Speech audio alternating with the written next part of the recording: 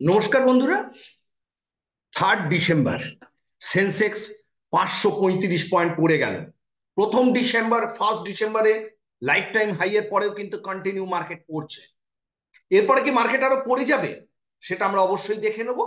তার আগে দেখে নেব সেন্সেক্স আর কত নিচে যেতে পারে এবং আমাদের মার্কেট আপডেট এবং আগামী দিনে আমাদের সম্ভাব্য কি আছে সেটা সেটা আমরা দেখে নিচ্ছি।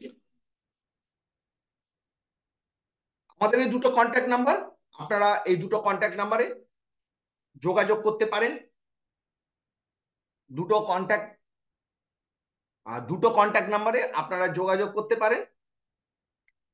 আর এটা আমার ডিসক্লেমার, অবশ্যই ডিসক্লেমারটা কিন্তু দেখে নেবেন এবং আমাদের ভিডিও যদি ভালো লাগে অবশ্যই লাইক এবং কমেন্ট করতে একদম ভুলবেন। তাহলে চলুন আজকে আমরা আমাদের নিফটির আপডেট দেখে নিই।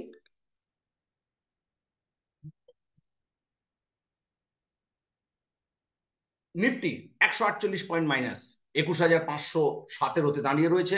অবশ্যই Nifty next, Nifty mid cap এরা একটু পজিটিভ, ব্যাংক নিফটি একটু পজিটিভ, মাত্র 56 পয়েন্ট মাইনাস।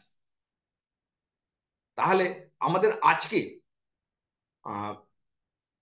যে সমস্ত কোম্পানিগুলো আজকে নিফটিকে ওপরে মানে ওপরে উঠতে সাহায্য করেছে বলবো না, আর নিচে পড়তে পারেনি যাদের যাদের জন্য, তাদের মধ্যে প্রথম হচ্ছে Bajaj auto, Adani enterprise, Adani port. Adani গ্রুপের আজকে একটা কোর্টের ওদের মামলা ছিল, সেই জন্য আদানি গ্রুপ সকালবেলা অনেক বেশি অ্যাবাভ 5%, সমস্ত কোম্পানিগুলো বেড়ে গেছিল, কিন্তু পরে একটু সেলিং প্রেশার আসে।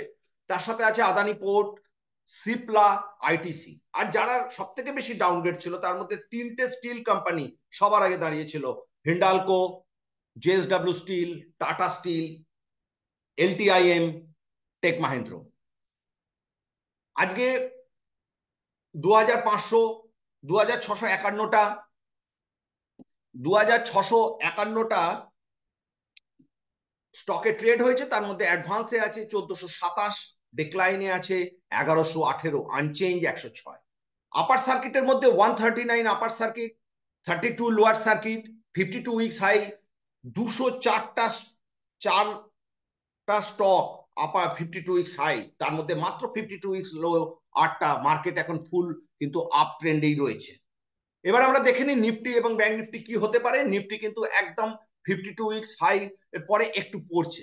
নিফটি একটু পড়ে আমার মনে হয় যে এই জায়গাটাতে, যেটা আমরা কালকে বারবার আলোচনা করেছি, নিফটি 21,300, আমি কিন্তু বলেইছিলাম নিফটি 21,580 একটা স্ট্রং সাপোর্ট, সেই সাপোর্টটা ব্রেক করেছে, করে কিন্তু 21,523-এ দাঁড়িয়ে রয়েছে। এরপরে নিফটির যে মেজর সাপোর্ট রয়েছে কিন্তু 430, নিফটি 430। তাহলে আগামী দিন আমরা নিফটিকে কিভাবে কাজ করতে পারবো?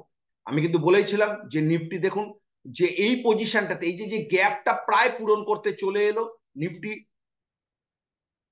আজকের, এটা হচ্ছে আজকের, হ্যাঁ 3 তারিখের আজকের, আমি বলেছিলাম যে যদি খুলে এইখানটাতে একটা সাপোর্ট দেবে, তারপরে ঠিক এই জায়গাটাতে অ্যাকচুয়াল নিফটি খুলে যে জায়গাটাতে দাঁড়িয়েছিল সারা দিন কিন্তু নিফটি, আমরা একটু ছোট আরো টাইম ফ্রেমে যদি 15 মিনিটে দেখি, নিফটি কিন্তু দেখুন সকালবেলা খুলেছে, খুলেই কিন্তু যে পড়ে একটু ওঠার চেষ্টা করে প্রায় একই ভাবে যদি লম্বা টাইম ফ্রেমে দেখা হয় তাহলে ওটা একই টাইম জোনের মধ্যে করেছে।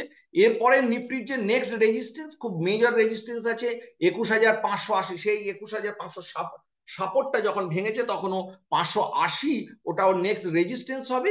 580টা যদি ব্রেক করে তাহলে ওপরে যাবে, আর 580 যদি ব্রেক না করতে পারে তাহলে নিফটি কিন্তু নেক্সট যে সাপোর্টের জন্য অপেক্ষা করছে একদম সার্টেন 21,400। 21,400, আমি কিন্তু এটা পুরোটাই নিফটি স্পটের কথা বলছি। এটা কিন্তু 4 তারিখ, মানে আমাদের এটা আজকে বুধবারের ভিডিও, বৃহস্পতিবার কিন্তু নিফটি উইকলি এক্সপায়ারি আছে, একটু সাবধানে কাজ করে নেবেন।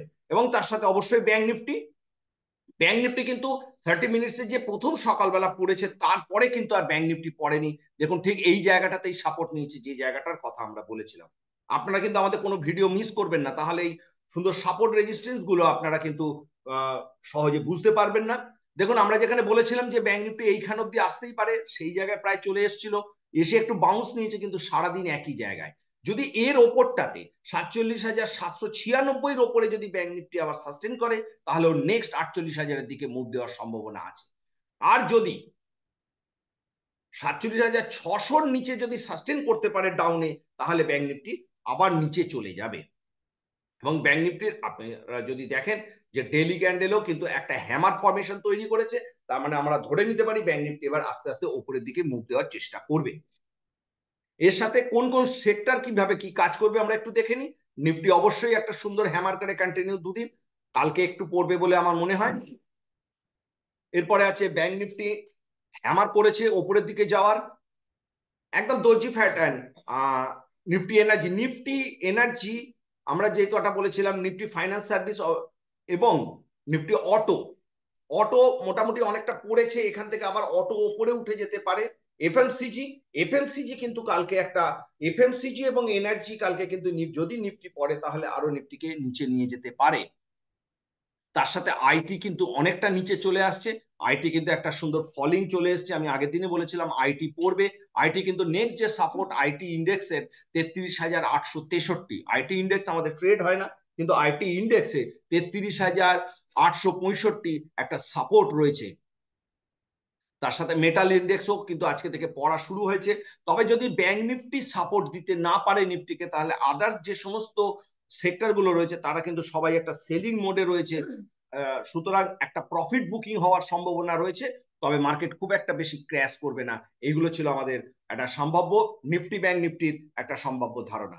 আপনারা আমাদের ভিডিও সবসময় দেখবেন এবং আমাদের টেলিগ্রাম চ্যানেলে যোগদান করে রাখবেন। আমরা চেষ্টা করব নিফটির আমাদের বিভিন্ন লেভেল বলে দেওয়ার, যাতে আপনাদের ট্রেড করতে সুবিধা হয়। আমরা কোনো সেবি রেজিস্টার্ড নই, সুতরাং আপনারা যখন ট্রেড করবেন অবশ্যই আপনারা কোনো ফাইন্যান্সিয়াল অ্যাডভাইজারের মতামত দেবেন, আমাদের কথায় কোনো ট্রেড নেবেন না, এবং আপনার ট্রেডের প্রফিট বা লসের উপরে আমাদের কোনো দায়বদ্ধতা থাকবে না।